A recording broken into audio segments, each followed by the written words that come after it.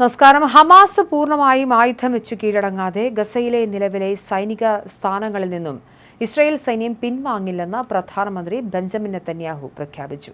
ഗസയിലെ സംഘർഷം അവസാനിപ്പിക്കുന്നതിനായി US president Donald ട്രംപിന്റെ ഭരണകൂടം മുന്നോട്ടുവെച്ച സമാധാന കരട് നിർദ്ദേശം ഇസ്രായേൽ തള്ളിയതായും സോഷ്യൽ മീഡിയയിലൂടെ പുറത്തുവിട്ട സന്ദേശത്തിൽ നെതന്യാഹു വ്യക്തമാക്കി. അമേരിക്കൻ ഭരണകൂടം നമുക്കൊരു കരടുരേഖ അയച്ചു തന്നിരുന്നു, എന്നാൽ അതിനോട് ഞങ്ങൾ യോജിച്ചിട്ടില്ല. അത് ഞങ്ങളുടെ നിർദ്ദേശമല്ല, അതിലെ ഞങ്ങളുടെ തിരുത്തലുകളും നിലപാടുകളും ഞങ്ങൾ അറിയിച്ചിട്ടുണ്ട് എന്ന് നെതന്യാഹു പറഞ്ഞു. സുരക്ഷാ കാര്യങ്ങളിൽ വിട്ടുവീഴ്ചയില്ലെന്നും ഹമാസ് പൂർണ്ണമായും ആയുധമുക്തമാവുകയാണ് ആദ്യം വേണ്ടതെന്നും അദ്ദേഹം കൂട്ടിച്ചേർത്തു.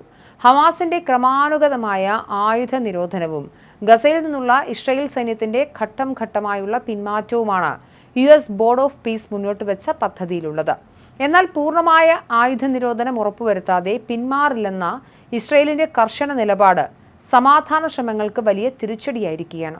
അതേസമയം ഗസയിൽ ഒക്ടോബറിൽ പ്രാബല്യത്തിൽ വന്ന വെടിനിർത്തൽ ധാരണ നിലനിൽക്കുമ്പോഴും ഇരുകൂട്ടരും പരസ്പരം കരാർ ലംഘനങ്ങൾ ആരോപിക്കുന്നത് തുടരുകയാണ്. ഇസ്രായേലിന്റെ ഉറപ്പില്ലാത്ത നിലപാടുകളിൽ ഹമാസും ആശങ്ക പ്രകടിപ്പിച്ചിട്ടുണ്ട്. ഇസ്രായേൽ ഗസയിൽ നിന്ന് പിൻവാങ്ങണം എന്നായിരുന്നു ധാരണ. യുദ്ധം അവസാനിപ്പിക്കുന്നതിനുള്ള നിർണായക വഴിത്തിരിവായി കണക്കാക്കപ്പെട്ടിരുന്ന ഹമാസിനെ നിരായുധരാക്കുന്നതിനുള്ള കരാറിനെക്കുറിച്ച് നെതന്യാഹുവിന്റെ പരാമർശങ്ങൾ കൂടുതൽ ആശങ്കകളാണ് ഉയർത്തുന്നത്. ഹമാസ് ആയുധം ഉപേക്ഷിക്കണമെന്നും നിലവിൽ ഗസയുടെ 60% ഭാഗങ്ങളിൽ നിയന്ത്രണമുള്ള ഇസ്രായേൽ ആക്രമണങ്ങൾ നിർത്തിവെച്ച് അവിടെ നിന്ന് പിന്മാറണം എന്നുമായിരുന്നു കരാറിൽ വ്യവസ്ഥ ചെയ്തിരുന്നത്. വലിയ തോതിലുള്ള സൈനിക നടപടികൾക്ക് വിരാമമിടുകയും ഗസയിൽ തടവിലാക്കപ്പെട്ട ശേഷിക്കുന്ന ബന്ദികളെ മോചിപ്പിക്കുകയും ചെയ്ത ഒക്ടോബറിലെ വെടിനിർത്തൽ കരാറിനെ അടിസ്ഥാനമാക്കിയുള്ളതായിരുന്നു ഇത്. എന്നാൽ മറ്റ് കാര്യങ്ങളിൽ ഈ കരാർ തുടർ നടപടികളില്ലാതെ സ്തംഭനാവസ്ഥയിലാണ്.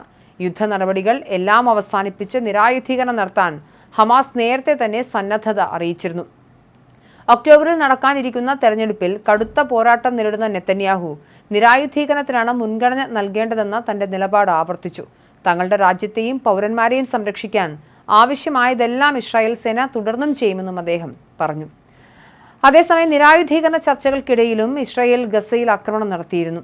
അതേസമയം 2023 ഗസയിലുണ്ടായ ഇസ്രായേൽ ആക്രമണത്തിൽ കൊല്ലപ്പെട്ട 100-ലധികം പേരുടെ മൃതദേഹങ്ങൾ കണ്ടെടുത്തതിനെ തുടർന്ന് ചൊവ്വാഴ്ച ഫലസ്തീനികൾ അവരുടെ സംസ്കാര ചടങ്ങുകൾക്കായി ഒത്തുകൂടിയിരുന്നു. ഹമാസുമായുള്ള യുദ്ധം തുടങ്ങി ആഴ്ചകൾക്ക് ശേഷം 2023 നവംബർ 22-ന് ഗസ സിറ്റിയിലെ സാബ്ര പ്രദേശത്തുള്ള പാർപ്പിട സമുച്ചയം യുദ്ധവിമാനങ്ങൾ തകർത്തെറിഞ്ഞപ്പോൾ 300-ലധികം പേർ കൊല്ലപ്പെട്ടിരുന്നു. ആക്രമണത്തിന് തൊട്ടു പിന്നാലെ പ്രാഥമിക ഉപകരണങ്ങൾ ഉപയോഗിച്ച് അവിടുത്തെ പൗരന്മാർ നടത്തിയ തെരച്ചിലിൽ 40ഓളം മൃതദേഹങ്ങൾ കണ്ടെത്തിയിരുന്നെങ്കിലും ഭൂരിഭാഗം മൃതദേഹങ്ങളും കെട്ടിട അവശിഷ്ടങ്ങൾക്കിടയിൽ ആഴത്തിൽ കുടുങ്ങിക്കിടക്കുകയായിരുന്നു. യുദ്ധത്തിലെ ഏറ്റവും മാരകമായ ആക്രമണങ്ങളിൽ ഒന്നിൽ ഇത്രയും അധികം ആളുകൾ കൊല്ലപ്പെട്ടെന്ന വിവരം ആദ്യം വെടിനിർത്തലിന് തൊട്ടു മുമ്പുണ്ടായിരുന്ന അരക്ഷിതമായ സാഹചര്യങ്ങൾക്കിടയിൽ പുറം ലോകത്തെത്താൻ ദിവസങ്ങളെടുത്തു. ഹമാസ് നിയന്ത്രണത്തിലുള്ള ആഭ്യന്തര മന്ത്രാലയത്തിന് കീഴിൽ പ്രവർത്തിക്കുന്ന രക്ഷാപ്രവർത്തന ഏജൻസിയായ സിവിൽ ഡിഫൻസ് നൽകുന്ന വിവരം അനുസരിച്ച് കഴിഞ്ഞ ദിവസങ്ങളിൽ രക്ഷാപ്രവർത്തകർ തകർന്ന കെട്ടിടങ്ങൾക്കിടയിൽ നടത്തിയ തെരച്ചിലിൽ 40 കുട്ടികളടക്കം 112 പേരുടെ മൃതദേഹ അവശിഷ്ടങ്ങൾ കണ്ടെടുത്തു.